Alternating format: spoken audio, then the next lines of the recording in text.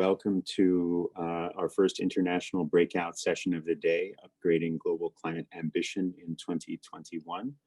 We're going to get started with some slides. Cathy, are you ready to share your screen? Yes. Okay. So Cathy will get us started.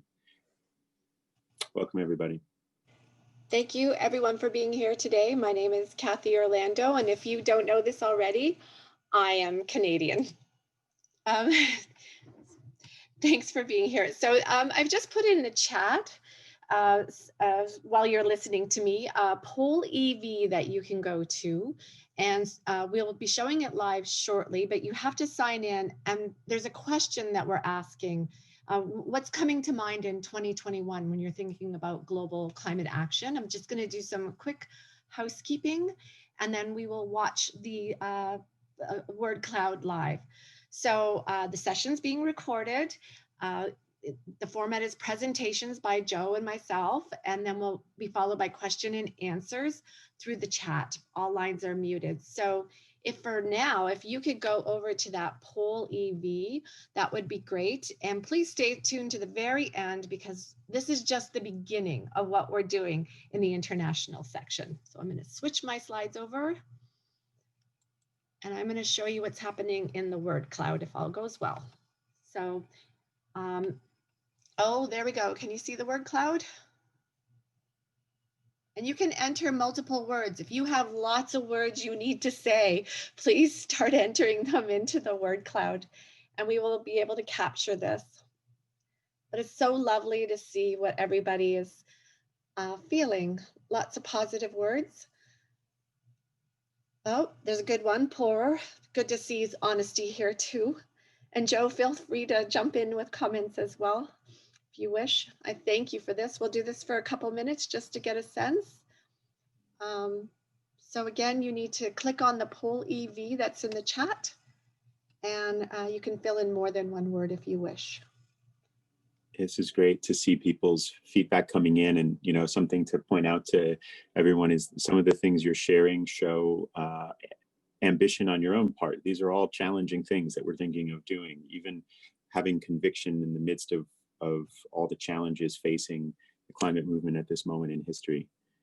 Working towards consensus, something for us to think about is what Mark Reynolds often says, it's not that you have to agree with everyone. It's not that you have to be nice no matter what people say. You can argue back sometimes, but we get to consensus by listening, by being respectful, by finding common ground. How's the chat? Is everybody able to do this? I think that the poll says it's full and it's received the maximum number of responses allowed. Oh, wow. Okay. Well, I guess we're in. Okay. Maybe we can do one more later. Thank you so much. Okay, I'll go back and share the screen. Okay. Great. Thank you, Cathy. And if you just move ahead, thank you. So, part of what we're doing today is we're talking about the fact that Citizens Climate Lobby International is actually going to give rise to a new organization in the next few weeks called Citizens Climate International. And we are very much aware that we are doing this at this moment when many converging crises are putting challenges in front of people everywhere in the world. And nevertheless, we have to upgrade the overall ambition and pace of climate action everywhere, or it's only going to be harder to do so. Next slide, please. So, maybe starting with the question of what we mean by a livable world. May have to hit one more forward to get the livable world to pop up. We're working for a world in which climate disruption no longer threatens to undermine the foundations of ecological health and resilience. Even though we don't always talk about that, it's useful to think about what that really means. It's a big job. We're working for a world in which prosperity is shared and pollution-free, and where all people enjoy the benefits of progress towards the Sustainable Development Goals. These are things that should be happening everywhere. And from the US context, it's often the case that people who most need to understand that this should be happening for them as well are people who don't understand that that agenda is for them. We want a climate agenda that works for everybody. Next slide, please.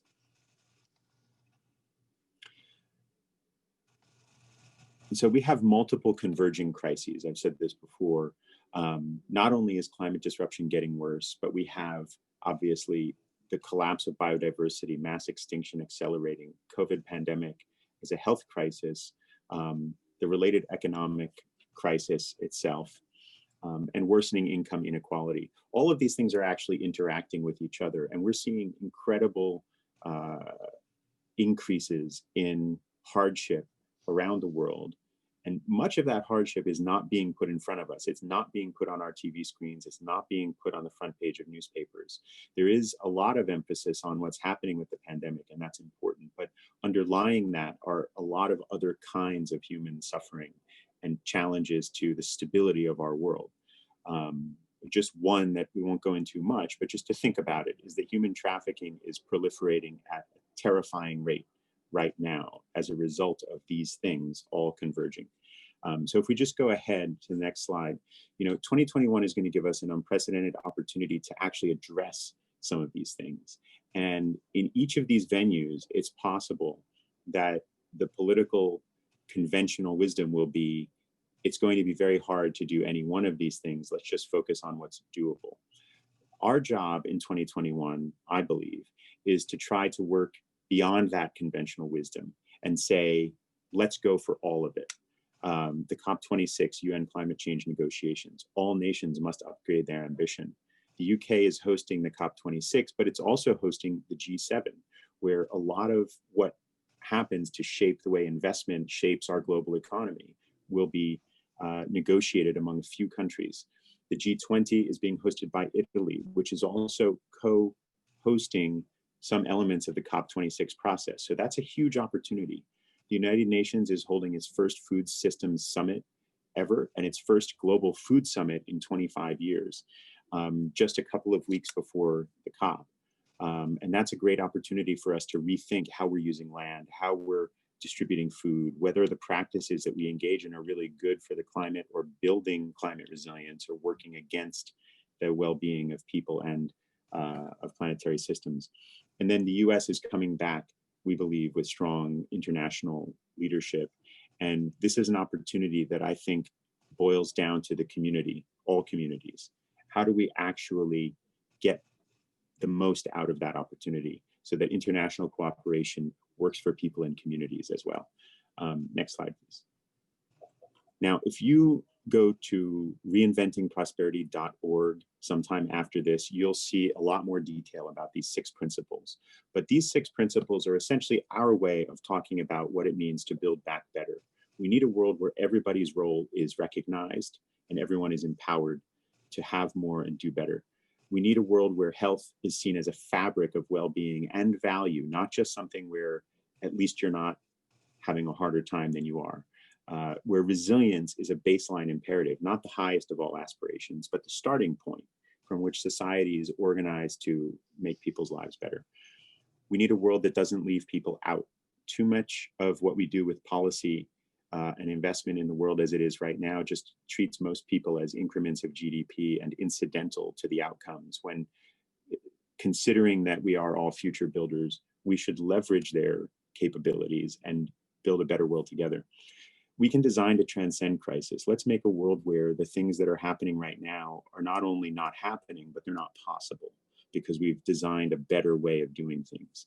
And then finally, we need to maximize integrative value creation. What does that mean? It means that we don't just try to make profits grow. We don't just try to make GDP grow. We don't just try to make household income grow. We also try to make sure that we have a higher level of health and resilience in nature, and human well-being outside of monetary considerations is also enhanced. That's what that means. And international financial institutions are thinking about how to achieve that. Next slide, please. So with all of that happening, we need a global team that's going to be able to work on the complexity of all of this. And frankly, that's you. This is what we're working for. We've grown from one local chapter in 2007 to now nearly 200,000 citizen volunteers spread across 61 countries and 6 continents. we're working for a livable world that includes everybody. And due to this growth, we're going to be starting Citizens Climate International as a way to strengthen support for volunteers and satellite organizations in 2021. I'm just going to hand over to Cathy to talk more about what we want to be doing in our local groups and as a global team going forward. Thank you, Joe. So my role is I help volunteers in 61 countries now. It's very exciting. And I am a project manager going back a very long time. And when I project manage, I like to begin with the end in mind. And for me, the end goal in 2021 is we're working towards helping our volunteers in 61 countries change the global narrative on carbon pricing, so that when our governments go to the G7, the G20, and COP26, they will be empowered to do more for the people and the planet. And if you didn't know this, since I've joined in 2017 as staff, we've actually been joining the civil society groups behind the scenes at the G7 and G20, educating NGOs and civil societies across the planet about the necessities for carbon pricing, and we're slowly raising the ambition in those documents that finally go to our governments, and it's a long process. So there's a lot of stuff that goes on behind the scenes to make that happen. And Joe has been going to the COPs since 2015. Those are the Conference of the Parties under the United Nations Framework Convention on Climate Change. And what we're doing is helping volunteers across the planet for wherever starting point they're at, build political will, yes, hopefully for carbon pricing. And in most countries, that's where it's pushing. And I'd just like to do a quick global tour as quickly as I can, starting from Japan and the Oceania. We launched a chapter in Japan, if you did not know that, and they are very active. They've already done the 5 levers of political will training, how to be your national spokesperson, in addition to the climate advocate training. They've done lobbying. They've got a Facebook page up and growing, and they've also got a website coming soon just for them. Australia has been around since 2015, and they've in 2013 actually, and they've got quite the network going there that's building political will there. In New Zealand, they're working with the newly re-elected government of Jacinda Ardern, working towards helping improve their carbon pricing. If you didn't know this, we have 2 active chapters in Bangladesh working in collaboration with each other, figuring out the best ways to communicate to their government how to improve climate policies in Bangladesh. We just activated 7 chapters in India. Very exciting for that. And they're formulating what they need to do. It's the world's largest democracy. Be a little bit patient with them. There's 1.2 billion people. They have to get on board or something like that. We have chapters in Pakistan. Really proud of all the work going on around the world, and a little bit regretful that I can't spend a lot of time on every country. I do want to say that even during this COVID pandemic, there's been amazing activity in sub-Saharan Africa. They have just pushed through doing things like asking their governments to join the Carbon Pricing Leadership Coalition. We also have an Anglophone and a Francophone speaking sessions in our African groups. And for those of you who aren't familiar for those terms, that's English speaking and French speaking. I often forget the world doesn't speak Canadian sometimes. North Africa, very exciting. We just launched an official chapter today in Morocco. That's what I was doing this morning. And we're about to launch one in Tunisia in early January.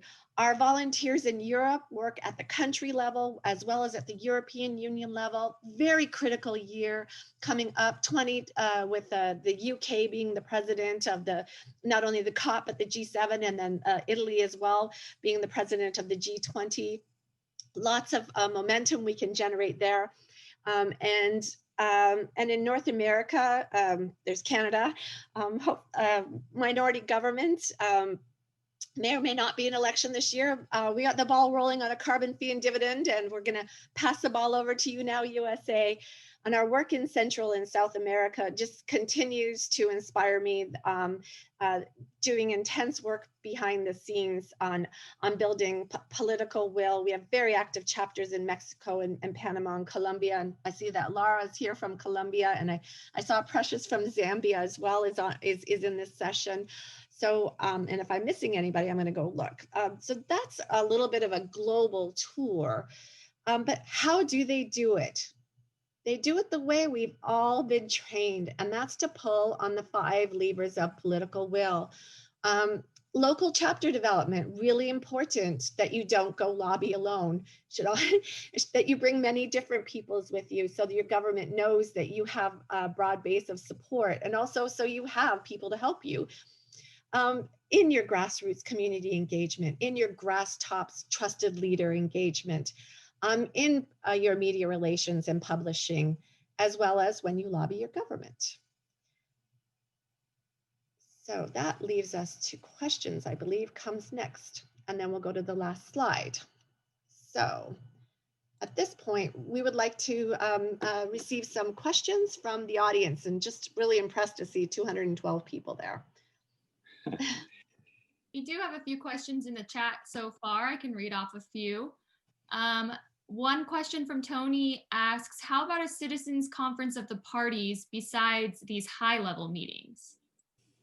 Yeah, you know, this is a really interesting question. I mean, citizens assemblies are gaining a lot of momentum around the world. We've started seeing that happen in South America over the last few years. France has begun organizing local citizens assemblies, inviting people who aren't even advocates, but just like going to jury duty or being asked to come into those kind of meetings to help shape national policy. France had a very successful citizens assembly effort where I think more than 100 policy recommendations were accepted by the national government, including that there should be laws banning ecocide. Ireland also did this kind of thing. And I think in terms of a conference of the parties, it's challenging because you have nation states making decisions collectively as a world body. But what I think there's a lot of support for is trying to reset their ambition and put new work on the table for them by having those kind of citizen-driven meetings. And one of the things we want people to do, maybe this fits into, in fact, frankly, it fits into all 5 of the levers, is to look at the Engage for Climate toolkit that we've developed for that reason, so that these kind of local meetings can happen.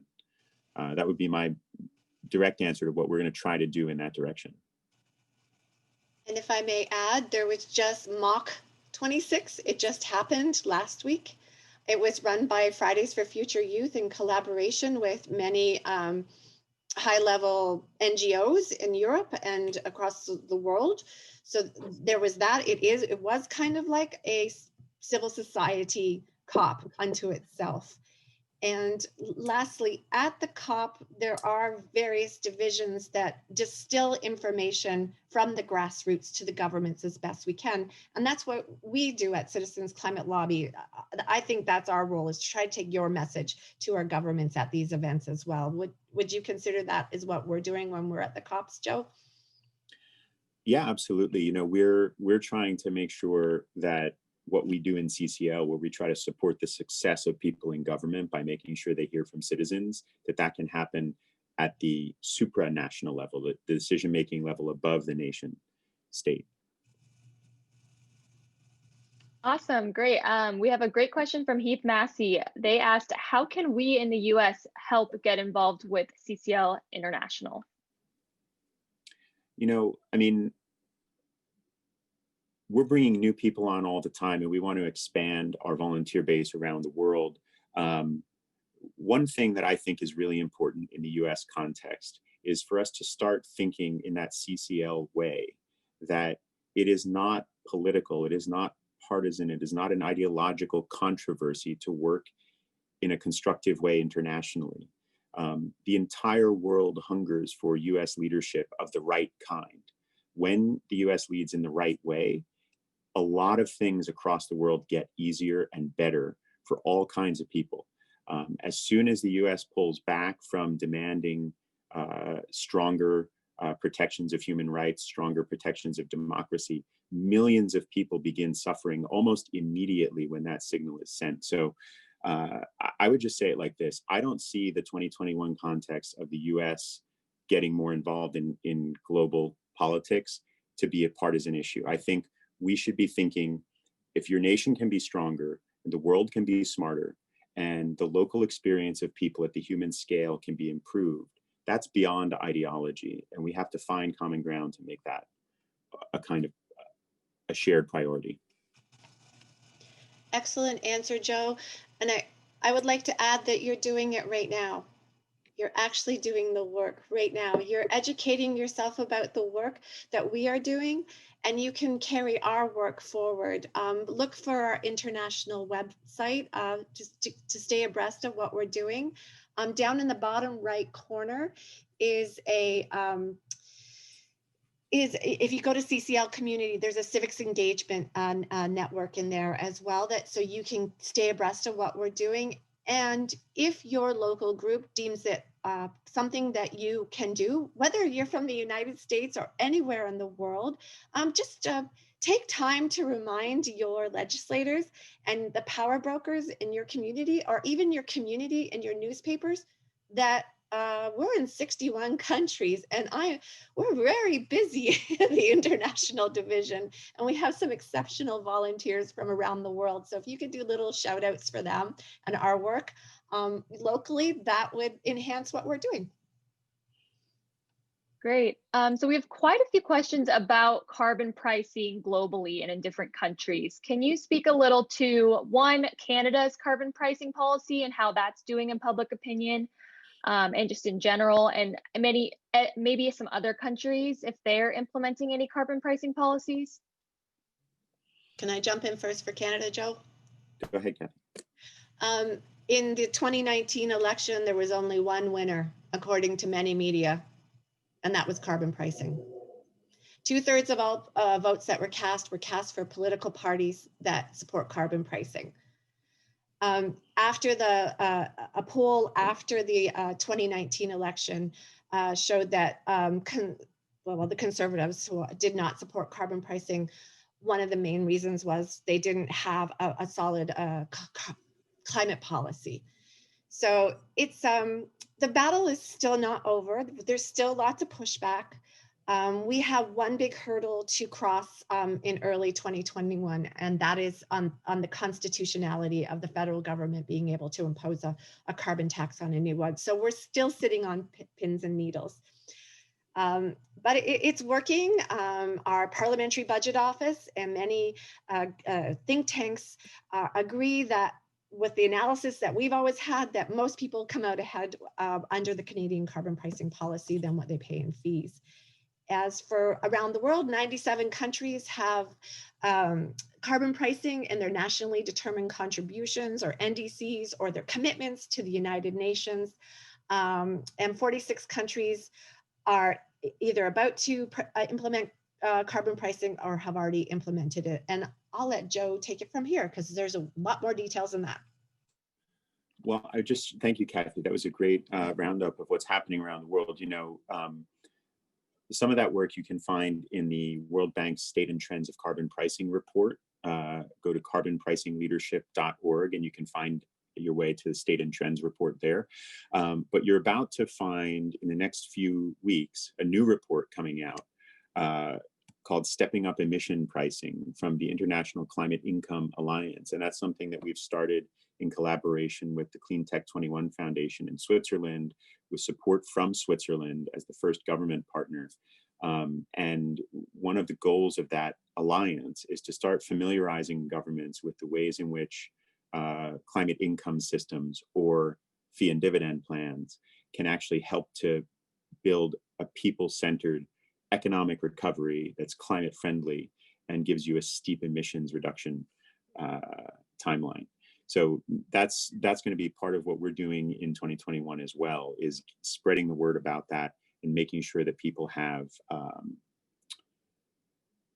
much more technical information to share with their governments that's localized to their context. Great. We also have a few, oh, do you want to? No, go ahead. Okay, I was just going to say we have a few questions about border carbon adjustments and whether that's included in the Canada policy, carbon pricing policy, and if other countries, should we expect them to lean more towards border adjustments, a price on carbon, carbon fee and dividend, or anything like that? Well, let me start first, and then I'll ask Cathy to share about Canada. So we're in a moment where border carbon adjustments are becoming a very powerful lever for action. The European Union for a couple of years now has been exploring how to leverage its power in trade negotiations to impose or to elicit climate action ambition from other countries. Brazil, for instance, when it was refusing to fight fires, faced the threat of having an entire trade agreement canceled with the European Union. The European Green Deal will include border carbon adjustment policies. We know that China respects this as a way to spread climate action because their reaction to the cap and trade bill back in 2010 was to begin exploring similar policies to avoid border adjustment. So with the commitments to net zero spreading, not just the European Union, but now also Japan, South Korea, and China, and with the incoming US administration talking about a 2050 net zero commitment, the likelihood that border carbon adjustments will be a major part of international climate policy going forward is very high. Cathy, I don't know if you want to share about Canada's specific approach. Sure. So Canada did not include border carbon adjustments in their carbon pricing policy. They instead have a system called output-based pricing for large emitters. And it's basically like cap and trade without a cap. And you're probably thinking, why wouldn't Canada just do border carbon adjustments? So we're a teeny tiny little country with a very small economy, and we're sitting next door to an elephant. And so, and diplomatically speaking, border carbon adjustments are often a rallying cry for a trade war. So it's important, diplomatically speaking, that alliances are first made with regards to carbon pricing. So there's the Carbon Pricing Club of the Americas, and then there's the European Union, and then there's this crosstalk that's happening, and it's been happening for some time now.